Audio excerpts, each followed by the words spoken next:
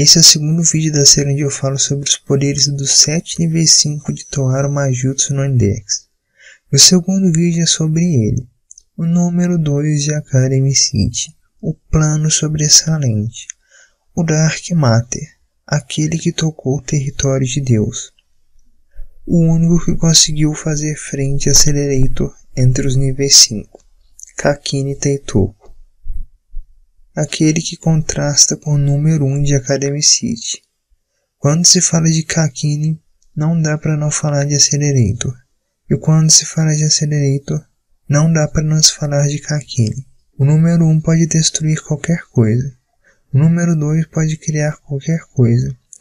Os indiscutíveis mais fortes níveis 5 e que estão em nível de poder completamente diferente dos outros. É quase como se eles fossem uma espécie de nível 5.1. Eu andei procurando algumas fotos para colocar de thumbnail nesse vídeo.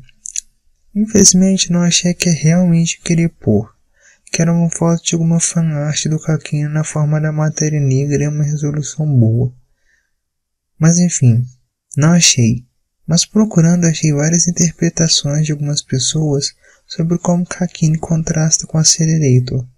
Algumas delas achei que fazem muito sentido. Uma delas dizia que Kakine odeia Accelerator por ele não ser o que ele via nele. Ele via ele como um monstro, como ele próprio. E quando Accelerator nega esse lado, hesitando em matar Kawa ao coagir, Kakine se enfurece e ataca Yomikawa para quebrar Accelerator psicologicamente. Kakine provavelmente viu ali uma oportunidade que ele mesmo havia abandonado. A possibilidade de deixar seu lado bom sair. Ele não podia aceitar que tudo que ele passou para tentar negociar com a Lester foi em vão, e poderia ser diferente. Ele sabe que poderia morrer ali, mas mesmo assim seu orgulho falou mais alto, e realmente aquilo quebra Accelerator. Ele diz que ele é um monstro, como ele, e que o Mikao não poderia o salvar. Nesse momento ele lembra do experimento para o nível 6. Seu maior trauma, e o despertar total das suas asas negras acontece. A rivalidade entre o número 1 e o número 2 é épica, pois não é somente uma disputa de grandes poderes, mas sim uma disputa psicológica. Quando Kakine dá as caras, é para querer acabar completamente com a Accelerator, tanto fisicamente quanto psicologicamente. No primeiro confronto, a Accelerator ganha a luta física, mas perde a psicológica quando se descontrola completamente e destrói mais da metade do corpo de Kakine, acreditando ter matado ali. Na segunda luta entre eles, Kakine volta novamente trazendo o experimento de nível 6 à tona para perturbar a Accelerator, o que funciona, mas Kakine é nerfado por si mesmo e acaba perdendo. Acontece uma terceira luta entre aspas, que é mais um fanservice, por se dizer assim. Mais pra frente no Novo Testamento, acho que no volume 11, Hanzo aparece. Hanzo é um ciborgue criado para manter em ordem os níveis 5 de Academy City.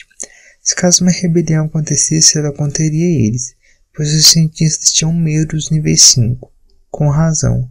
Eu não lembro exatamente o que acontece, mas Hanzo é liberada, e Toma junto com Kakine e Besouro 5 aparecem para detê-la. Hanzo é um ciborgue que pode copiar o poder de todos os 7 níveis 5. 6 na verdade, pois como não consegue entender o poder de Sugita, ele não pode ser copiado. Hanzo é derrotada uma vez, e na segunda ela escolhe usar somente os poderes de Accelerator, pois tem uma espécie de tempo entre a troca de poderes, e isso pode resultar em derrota. Sendo assim, ela escolheu ficar com o mais forte. E como o Besouro 5 é o novo Kakine, rolou uma batalha entre os poderes dos primeiros níveis 5 novamente. Eu achei que isso aí foi mais para fazer um fanservice, como eu disse. Essa luta inclusive deixou muitos buracos soltos e questões estranhas. Uma delas é que o Besouro 5 conseguiu ferir Hanzo, o que não era para ter acontecido por causa da sua reflexão. Alguns dizem que porque Hanzo não é Accelerator, então ela não pode ter uma vantagem muito ampla contra Kakine como ele. Talvez sua habilidade de cálculo seja muito baixa comparada a Accelerator, e não deu tempo dela analisar a matéria negra. Outra coisa estranha é que quando Hanzo libera suas asas, ela fere o Besouro 5. Até aí nada demais, Porém, ele demora muito tempo para se regenerar, sabe-se lá quanto tempo. Tanto que fica no chão impossibilitado de lutar, e Tom é quem derrota Renza. E por que isso acontece? Se Kakini, quando era atingido, se regenerava praticamente instantaneamente. Talvez seja o mesmo que Renza. Besouro 5 não é Kakini. Talvez também não seja tão forte quanto ele. Mas o que é a matéria negra afinal? É a mesma coisa que a matéria negra do nosso universo? Na realidade não. Não tem nada a ver com a matéria escura do nosso universo. Até hoje não se sabe exatamente o que é essa matéria negra que Kakini cria. Matéria negra também pode se referir a uma substância que não existe até que Kakini a crie. Diferente da maioria dos poderes de Academicity, o de Kakini especialmente carece de lógica e sentido. Não tem uma explicação clara. Ele simplesmente pode fazer praticamente tudo, criar tudo e qualquer coisa com sua matéria negra. Matéria negra desafia as leis da física e permite criar 25 mil tipos de energias diferentes. Simplesmente não tem explicação, só é roubado e pronto. Ele pode moldar sua energia na forma que desejar, já que pode manipular todos os tipos de energia, isso inclui energias invisíveis, rajadas e provavelmente ondas, o que poderia explicar como ele derrota algumas pessoas como The Professor, onde ele simplesmente cria uma grande onda que destrói um edifício inteiro e mata o The Professor. No vídeo passado eu disse que na primeira luta entre Kakini e Accelerator ele não despertou um novo poder, somente se inspirou nas asas de Accelerator. Mas não foi o caso.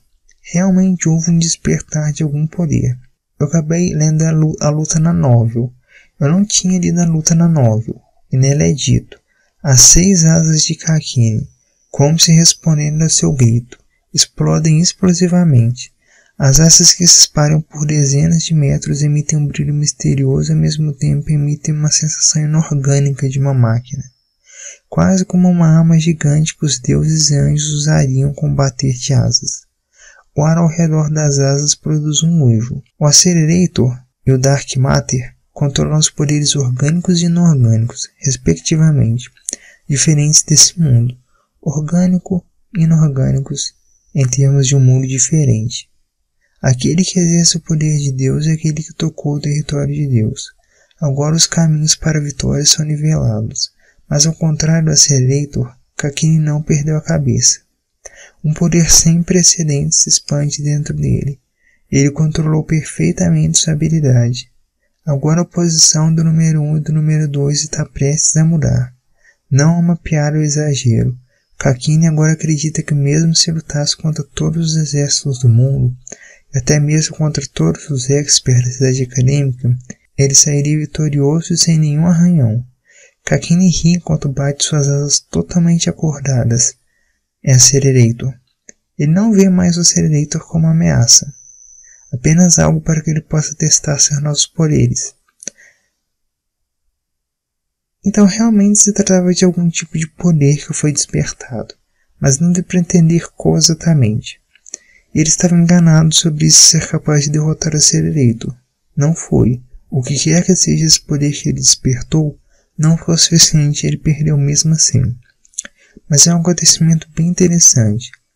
Eu estava assim um pouco enganado, mas ainda mantenho minha opinião do outro vídeo. Não foi um despertar. Não é exatamente esse despertar que as pessoas se referem nos fandoms. Basicamente existem 3 Kakinis na história atual. Muitos teorizam que o Kakini que lutou pela segunda vez não era o original e já era clone, feito do cérebro do Kakini, mas não era o próprio cérebro de Kakini.